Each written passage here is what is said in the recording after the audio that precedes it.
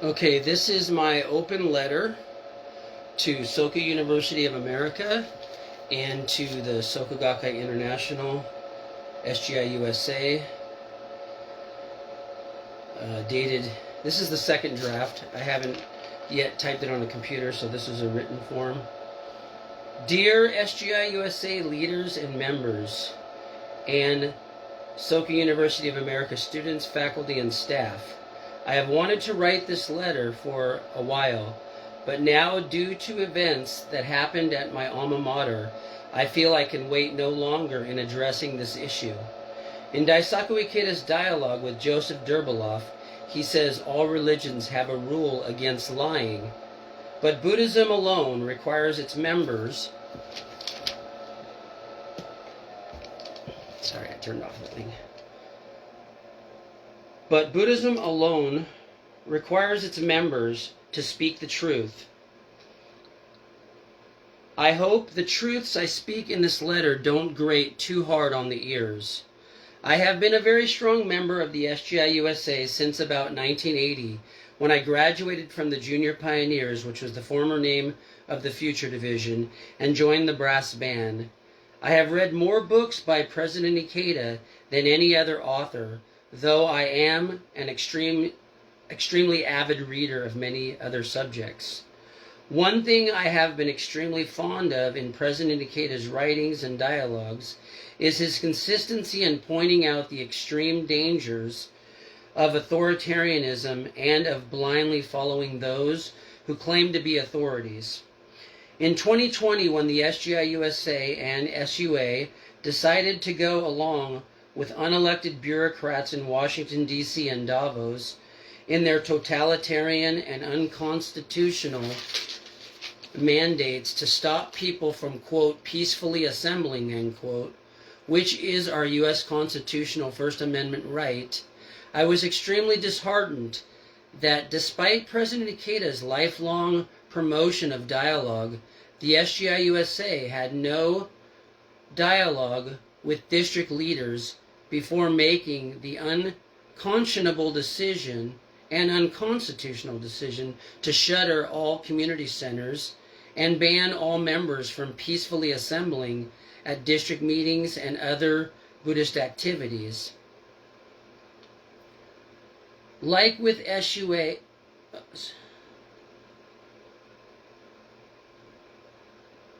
likewise, SUA, Soka University of America, had no dialogue with its alumni. At the time, I was a district men's division leader in San Diego, and we had very dynamic discussion meetings in my apartment in Normal Heights.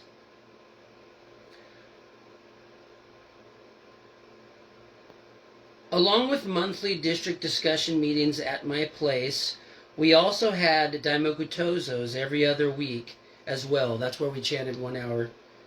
That's what a Daimoku Tozo is. Living alone in a one-bedroom apartment, I looked forward so much to those 3 times a month where I'd have a reason to clean my apartment, and up to sometimes 30 people would show up in my living room to have Buddhist meetings. The mystical thing about my apartment at the time was when I was first getting a tour of it before moving in, the lady from the property management group asked me about my necklace. It wasn't really a necklace, it was my Juzu beads. At the time, I would wear them around my neck. It reminded me to do shakubuku, which is introducing people to Buddhism. Every time someone saw it, they would invariably say, quote, "Wow, nice necklace," end quote. To which I would tell them they are my Juzu beads that I use to chant Nam-myoho Renge-kyo. When I told this lady giving me the tour of my apartment, which was apartment 7, like the 7 characters of the Daimoku, Namu-myoho Renge-kyo, she said the previous tenant used to have Buddhist gatherings in this apartment. So when I moved into this apartment that used to have North Park District meetings, it soon became the home again of North Park District. During my teenage years, after reading 3 dialogues by Daisaku Ikeda, the first one, Man Himself Must Choose, with Arnold Toynbee, which is now titled Choose Life, and Dawn After Dark, a dialogue with Rene Huyghe. I can't pronounce his name. It's Huyghe. I don't know how to pronounce that name. And founder of the Club of Rome, Before It's Too Late, with Aurelio Pesci. I realized at about 17 years of age that everything on the mainstream so-called quote-unquote news was in fact disinformation and or misinformation. I learned to turn off the TV in my senior year of high school and start reading books ravenously, seeking the truths to world issues. Therefore, when the so-called quote-unquote pandemic hit, which I knew was no different than a seasonal flu, which have all been coronaviruses ever since the 1980s, which have all been laboratory creations perpetuated by people ignorantly taking flu shots, I've never in my life allowed a flu to stop me from living my life. Therefore, I was so shocked that the SGI-USA was using the nonsense fear porn that the brought to you by Pfizer mainstream media, was falsely pushing to shut down the whole Kozenrufu movement. And SUA went along with it to shut down the whole campus. How many worse disease outbreaks were there in the Daishonen's time? And never once did he use the fear of catching a disease to stop people from practicing in the Sangha, which is the community of believers. And worse, the SGI-USA did this without even conducting a dialogue with its frontline leaders. The district leaders, who I was told for over 40 years plus, were the most important leaders of the organization. Instead, some pencil pushers in LA or elsewhere just decided on their own to shut down all the meetings without even consulting us district leaders to see what we thought. So during this 2+ years of not having SGI meetings in my apartment, I instead decided to start hosting a podcast in my living room. Within weeks of the unconstitutional shutdown, I started having groups of people that I met when I was out in the community doing Kozenrufu with the standalone spirit which Sensei taught me all my life. Luckily, every day I defied the unconstitutional house arrest mandates. I found hundreds of artists and singer-songwriters and painters and rap artists and activists out all over the streets of San Diego that could see through the lies of the brought to you by Pfizer corporate quote-unquote news propaganda. About 2 times a month throughout the whole pandemic, I would film these podcasts live on Facebook and Instagram and later upload them to YouTube. The podcast was called Live from Normal Heights, and all 30+ episodes can still be found on YouTube. Every day of the pandemic, while I was delivering groceries for Amazon Fresh Groceries and Whole Foods, I would meet people on the streets of San Diego who, like me, were not following any of the counterproductive, unscientific, extremely destructive of human health and happiness, and unconstitutional mandates against quote-unquote peaceful assembly, which is our First Amendment right. As the current HHS Secretary, Human Health Services Secretary of the U.S. says, quote, "The writers of the U.S. Constitution and the Bill of Rights have no exemption for pandemics or epidemics, because they had far worse illnesses in their time than the overhyped COVID scare. I reached out to all the youth in San Diego who were immune to all the disinformation and misinformation of the brought to you by Pfizer corporate media shills, who claimed to be bringing you the quote-unquote news, which was nothing but fear porn to push policies of human control, which had absolutely nothing to do with public health. I would often write on my Facebook page during this whole human fabricated fiasco, which I rightly called both a scamdemic and a plandemic, quote, "Faith is to fear nothing, to stand unswayed, the power to surmount any obstacle. Faith is the source of all solutions, the mighty ship needed to cross the sea of sufferings," which is President Ikeda's guidance to the youth of America that he wrote in his 1970s poem to my young American friends. Nowhere in that poem did he say,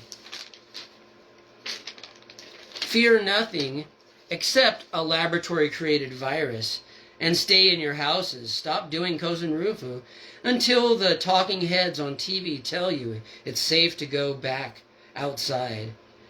In all of the 30-plus podcasts that I conducted in the former district home of SGI-USA North Park District, I usually had from 3 to 20 people gather, just like I did for my SGI meetings before SGI-USA forbid it. None of us wore masks except one person who worked for the government who was afraid she would get in trouble. None of us social distanced. None of the over 100 people that took part in my podcast got sick by coming to my apartment, and many of them learned about my Buddhist practice as my very big Butsudan was right next to where we were filming the podcast. And everyone who came always asked about my Butsudan. I was able to introduce many more people to this practice than all the members who were blindly following the unconstitutional mandates and instead only gathered on Zoom. As President Ikeda wrote, quote, "Quite simply, there can be no true democracy unless the citizens of a country realize that they are sovereign, that they are the main protagonists, and then, with wisdom and a strong sense of responsibility, take action based on that realization. Democracy cannot be successful if in its mission unless the people rouse themselves to become more informed and involved, unless they unite, unless they establish an unshakable force for justice and keep a strict eye on the activities of the powerful," end quote.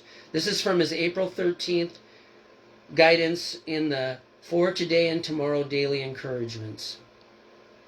So who were the powerful that he's speaking of in this guidance during the COVID coup? The High Priest of Scientism, Anthony Fauci, as detailed in Robert F. Kennedy Jr.'s best-selling book, The Real Anthony Fauci, Bill Gates, Big Pharma, and the Global War on Democracy and Public Health, has had a long, deadly career of abuse of science and medicine to line him and his minions' pockets at the expense of hundreds of thousands of humans and animals' lives. Just during the laboratory-created AIDS crisis alone, Mr. Fauci killed more people than any other doctor in history, including Shido Ishii and Joseph Mengele. Bill Gates, who many aware people rightly call Kill Gates, for the incredible increase in death rates everywhere he goes, promoting his poisons, falsely called vaccines. In one Danish study of his vaccine promotion schemes in Africa, it shows that he killed 4 people for every 1 person he supposedly saved. Is there no wonder that he stated Is it no wonder that he started the Bill and Melinda Gates Institute for Population and Reproductive Health? So what does he want to do to the population? He has said publicly that with his vaccine programs, he hopes to reduce the population of the world by 10 to 15%. In the Danish study on Africa, In the Danish study on Africa's Bill Gates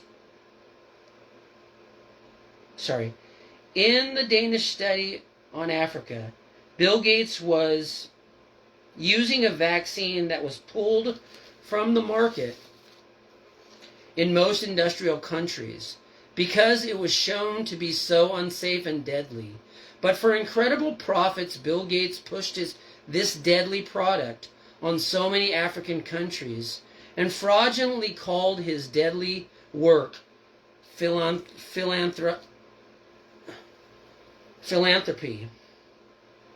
There is nothing philanthropic that Bill Gates, a known eugenicist, has done anywhere around the world. How could anyone, especially an SGI-USA leader or a person responsible for SUA policy, be so blind to these criminals and their misanthropic agenda? There was absolutely nothing the U.S. government nor its so-called health agencies did during the scamdemic that had anything to do with public health or human safety. Everything they did caused more deaths and more suffering, and the destruction of people's lives and the stealing of their property. How could the SGI-USA leaders and the administrators at SUA be so blind to this?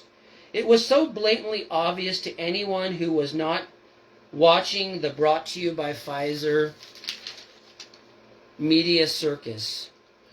During the first COVID-1 outbreak in the early turn of the millennium, which they called SARS-1, I was still studying at Soka University of America, but I knew from the writings and lectures of best-selling author and government whistleblower Dr. Leonard Horowitz that it was a laboratory bioweapon, both the disease and the more deadly medical countermeasure, falsely called a medicine, which was AZT. In his best-selling book, Emerging Viruses, AIDS and Ebola, Nature, Accident, or Intentional, Dr. Horowitz shows how the HIV virus, supposedly responsible for AIDS, was created by Dr. Robert Gallo in a Bethesda, Maryland laboratory under contracts with Litton Bionetics. The same doctor who created it was falsely credited for discovering HIV.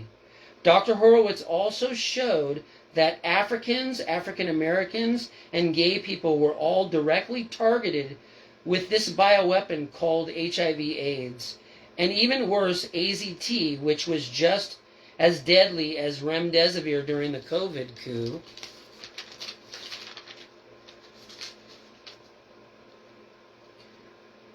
To me, the greatest crime members of the SGI-USA and people associated with my alma mater, SUA, should be concerned about relating to this whole pandemic was not only did SGI-USA go along with the fascist and undemocratic shuttering of all SGI activities and in-person classes at SUA, but once the U.S. government falsely licensed and shoddily tested the bioweapon falsely called a vaccine and unleashed it on the public, this experimental and very dangerous medical procedure was pushed on all the members of SGI-USA and even their children, who weren't at all a risk to catching COVID or dying from COVID.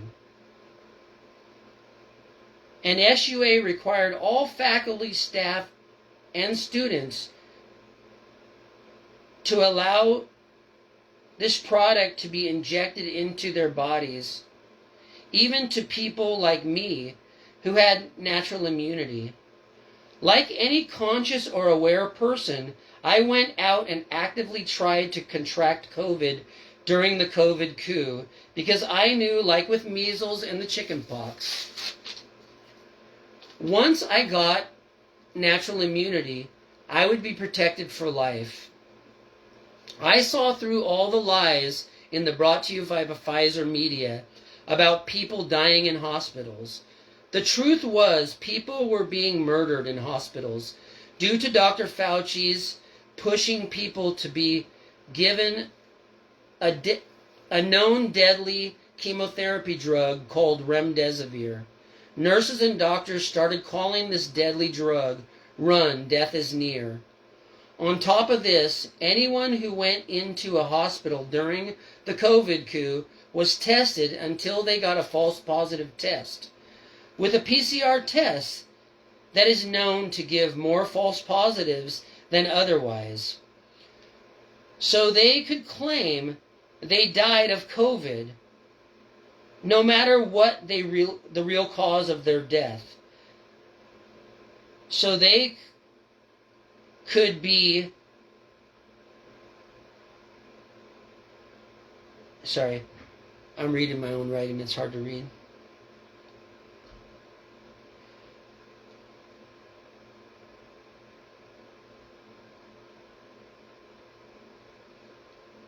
Oh, so they can show 5 times the number of deaths than what they would have if they would have listed the real cause of deaths, which sometimes was heart attacks, sometimes was car accidents, sometimes was gunshot wounds,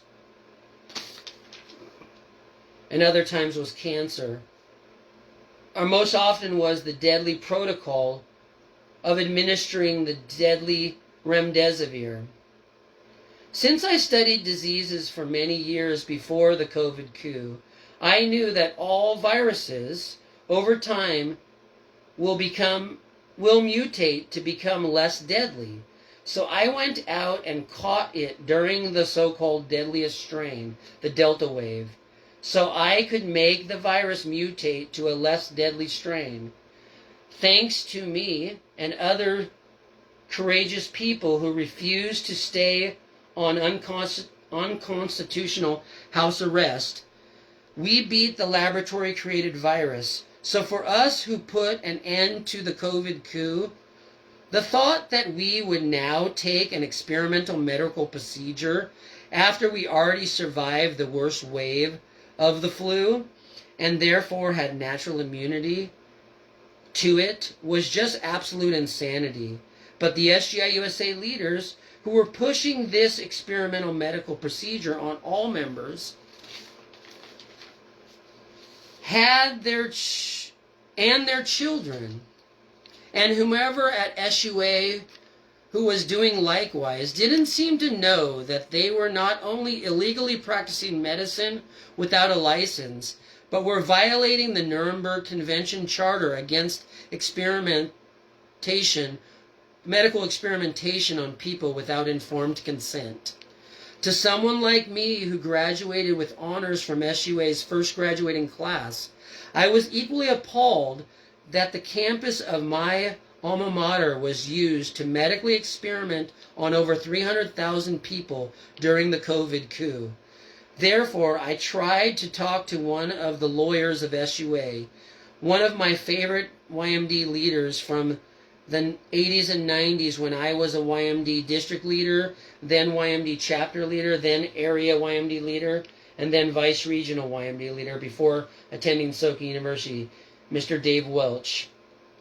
I told him that the medical experimentations that were being conducted on SUA's campus were not only illegal, but they went against the Nuremberg Charter. But shockingly, he didn't want to listen to my concerns. The only comment he had was he really didn't care much for Trump, as if his Trump derangement syndrome had anything to do with the crimes being perpetuated at SUA that he was supposed to be giving sound legal advice to. For those that are not aware of the Nuremberg Charter and the laws in the United States prohibiting medical experimentation without informed consent, let me detail it to you, the way I tried to detail it to Dave Welch, the SUA lawyer, who didn't at all seem to be concerned that both SGI-USA and SUA were violating international humanitarian conventions at a school that the founder, Daisaku Ikeda, originally wanted to call the University for Human Rights. He would be rolling in his grave now if he wasn't cremated. There are two aspects to informed consent. First, you have to inform the test subjects, those 300,000 people who were injected on SUA's campus, of all the known risks of the medical experiment and all the known benefits. So what were the known benefits to the COVID jab? As the president of International Developed Markets at Pfizer testified before Parliament of the EU, European Union on October 10th, 2022, she admits Pfizer never tested whether their so-called vaccine would stop the spread of COVID because, as she's ignorantly said, we were working at the speed of science. Yet, the American people were lied to by High Priest of Scientism Dr. Fauci that the jab was 100% effective at stopping the spread before it was rolled out to the public.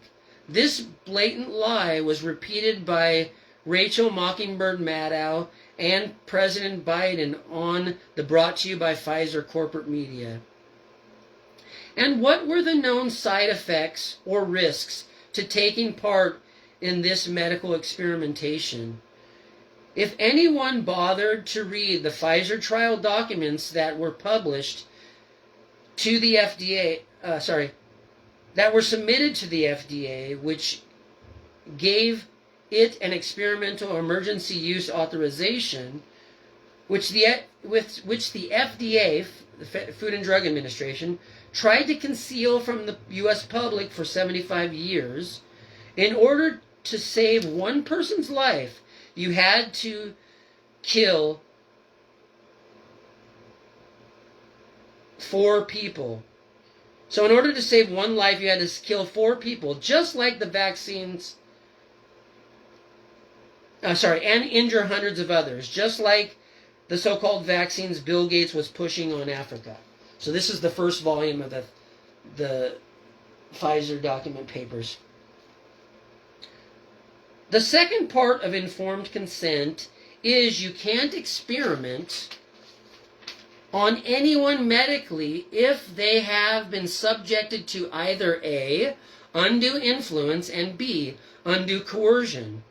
Undue influence is when the SGI-USA said, if you want to finally be able to come back to your community center or FNCC, which you have been denied access to for over 2 years, even though you have, like me, been sustaining them with financial monthly contributions the whole time, you have to take part in this very risky medical experiment. That's undue influence.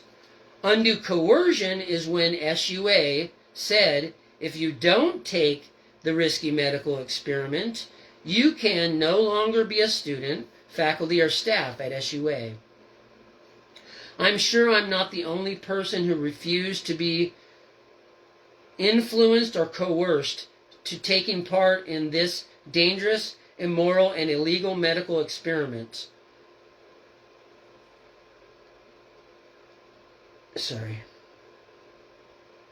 But unfortunately, many people weren't as wise or informed as I was. One of them, Lucas Colombo, SUA class of 2027, who before going to SUA already had a heart condition, and it was well known that young men in their teens and 20s were most at risk for heart problems after taking part in this medical experiment. He unfortunately passed away while attending SUA on April 25th, 2025. It was his unfortunate death that prompted me to finally write this letter. Daisaku Ikeda often said and wrote that at times of crisis, the true character of people... Daisaku Ikeda often said and wrote that at times of crises, the true character of people will come to the surface and you can see who they really are. I personally had my district leadership position taken away from me for my opposition to these crimes that SUA and SGI-USA perpetuated on its membership and its students, faculty, and staff. But I can only hope that the email I sent to the SGI-USA when they asked us to upload our vaccine passports to the membership portal so we could finally be let back to the community centers, I hope this email somehow made the SGI-USA leadership come back to their senses and drop this draconian policy, which they did shortly after I wrote that letter. Luckily, at one of my jobs, I was given a religious exemption, so I wasn't forced to take the COVID jab to get this job, which would have been undue influence. The reason I was given the religious exemption was I explained to my employer the Eightfold Path in Buddhism and the 5 aggregates in Buddhism. As I explained in my letter to my employer, one of the Eightfold Path is right action, which includes volitional action. I explained that my daughter was vaccine injured due to one of the vaccines she was required to take to study in the U.S. Had I been more aware of the extreme risks of all vaccines before she was injured, I wouldn't have let her take them.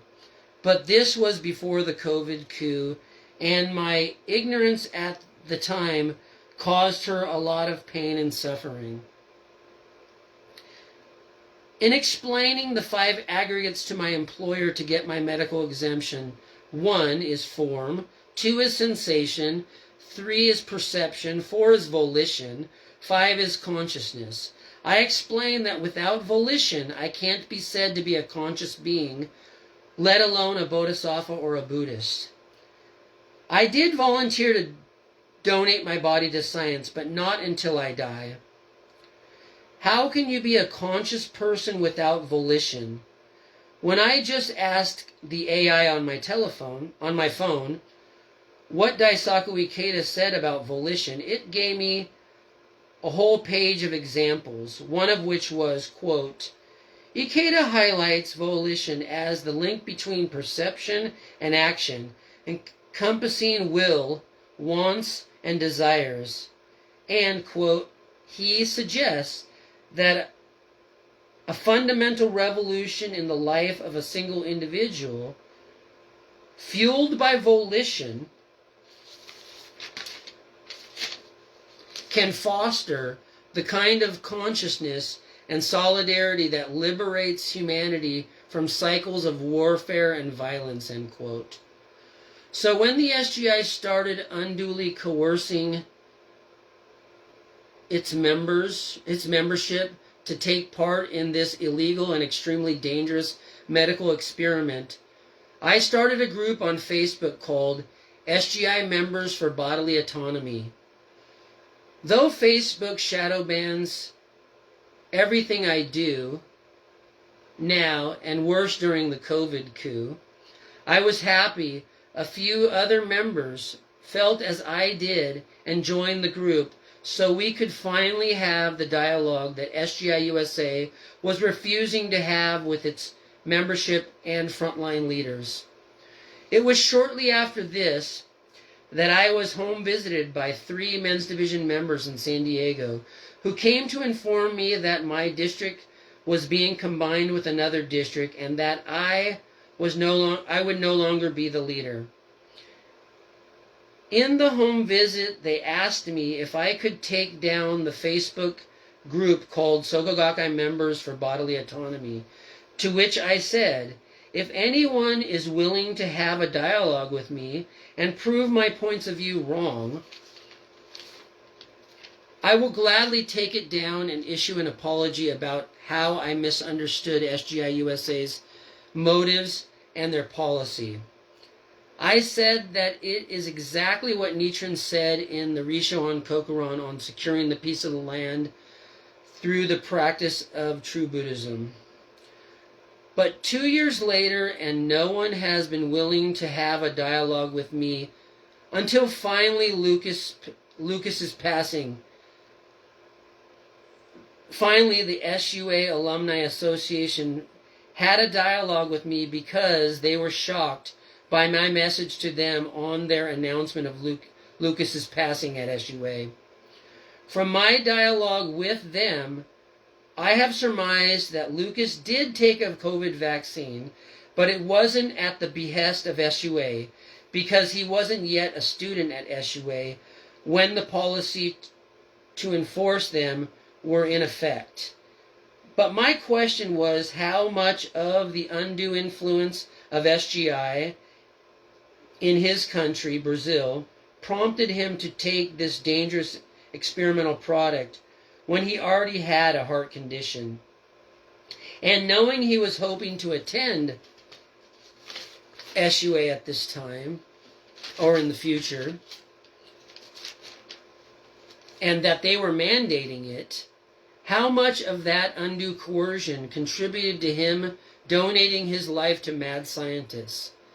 This flu called COVID had a 99.9% survivability rate for the average person, and had an even better survivability rate for young men like Lucas. He did not need to take a fake vaccine for COVID, nor did any of the students of SUA who were all mandated to do so by SUA. I think it's obvious that SGI-USA and SUA were wrong for expecting people to blindly take an experimental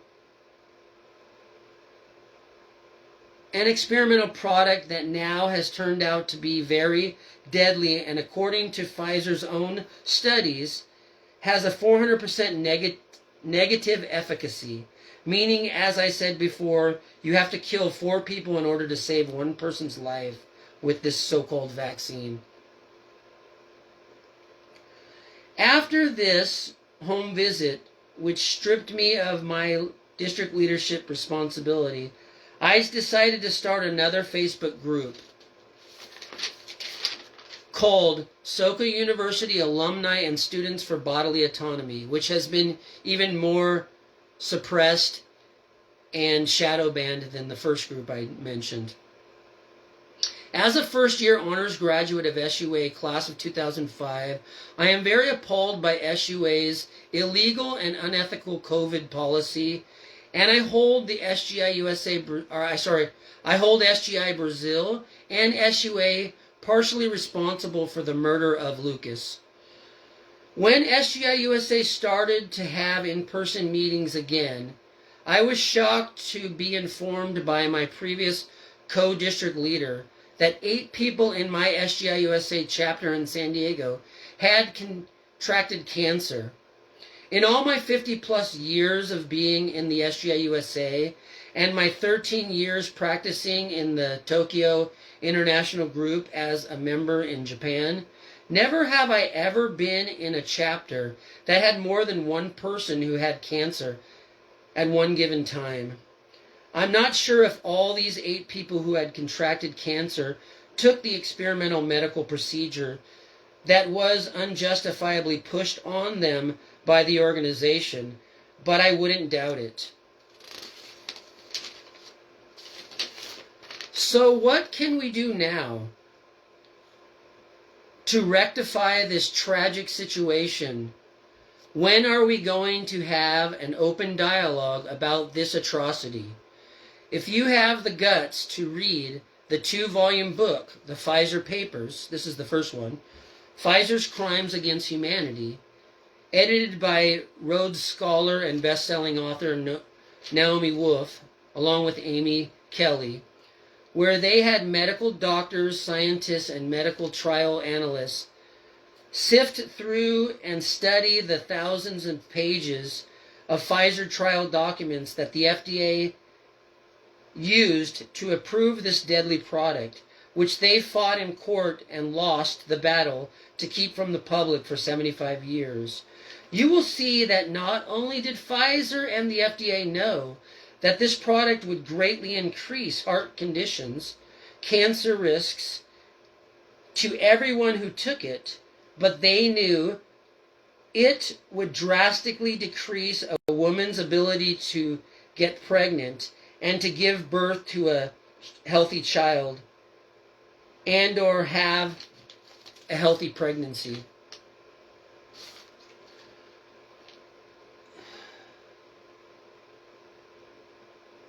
And we have seen the deadly effect of this product worldwide since it was first unleashed on the public, or on the world. Across the board, sudden deaths have gone up, birth rates have gone down, and turbo cancers are affecting young and old alike.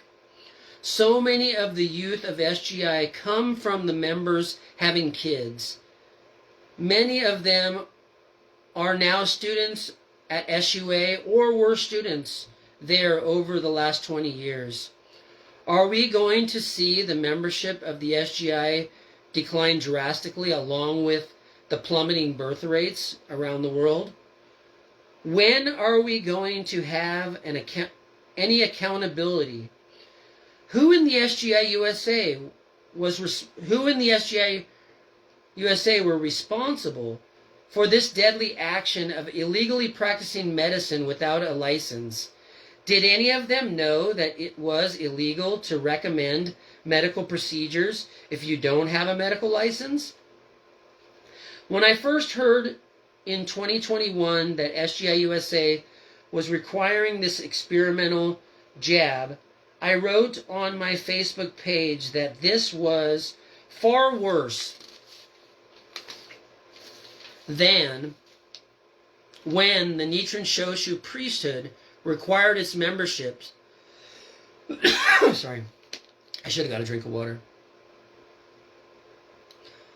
This was far worse than when Nichiren Shoshu priesthood required its membership to enshrine the Shinto talisman in their homes during World War II. This talisman, the COVID jab, pushed by High Priest of the cult of pharmacology, Anthony Fauci, who needed a pardon, a presidential pardon, to save him from all of his crimes, was far more deadly and had much worse consequences than someone enshrining a benign relic of some ancient religion. Shinto was a much more benign religion than the cult of pharma as pushed by the criminal high priest Anthony Fauci. Ever since the criminal Rockefeller bastardized the healing arts with his toxic petroleum poisons falsely called medicines, the number 3 cause of deaths in the U.S. is prescription drugs. They shouldn't be called... sorry, that's another subject. The time is now for not only a dialogue about this tragic episode in our Kozurufu movement, but an education campaign to teach members how to rectify the damage that has been done to their immune systems and their bodies. The spike protein in the jab, along with the self-assembling lipid nanoparticles, and the SV40, which is simian virus 40, which was put in the Pfizer jab, which is contributing to the skyrocketing cases of cancer, can be taken out of people's bodies.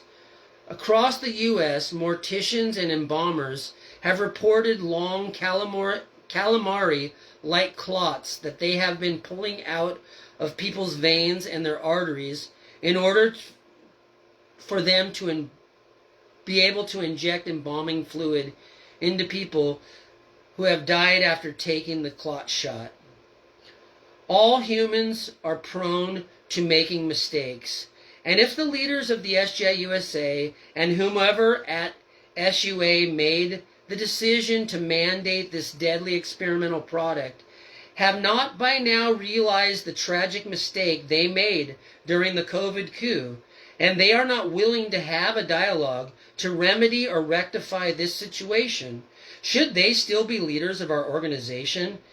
And should they still be administering Soka University of America? A true sign of a leader is someone who can see they made a mistake and then quickly take corrective actions to rectify the mistake. This is what Soka Gakkai has taught me about leadership all my life. There are many doctors now that are creating many natural products to try to clean the bodies of their patients of the deadly aspects of this so-called vaccine. One of the most deadly parts of especially the Pfizer bioweapon is SV40, simian virus 40, which was known to be a cancer-causing agent. In addition, the deadly synthetic spike protein that has been able to get past the blood-brain barrier and even pass through to the placenta of a pregnant woman's baby can be removed from people's bodies with chelation and other natural products. Some doctors have also been working to figure out how to cleanse the body of the deadly self-assembling lipid nanoparticles contained in the so-called vaccines and boosters. Someone in SGI-USA and someone at SUA who doesn't have a conflict of interest should be put in charge of an educational program to remedy this insane tragedy. We need to now implement an educational program to educate victims of SGI-USA and SUA's COVID policy, and there is no time to waste in this endeavor. There are many smart graduates of SUA and graduates of other universities who are good at research, who can help in this endeavor. But time is of the essence. If we don't want to see more untimely deaths like Lucas Colombo Ferreira at SUA and in SGI, and we don't want more skyrocketing cancer cases, if there is any way I can assist in this endeavor, I would be glad to do whatever I can to help. Please don't hesitate to contact me. Sincerely, Timothy Van Kempen Janakis. P.S. A lion will not be silenced. Thank you very much.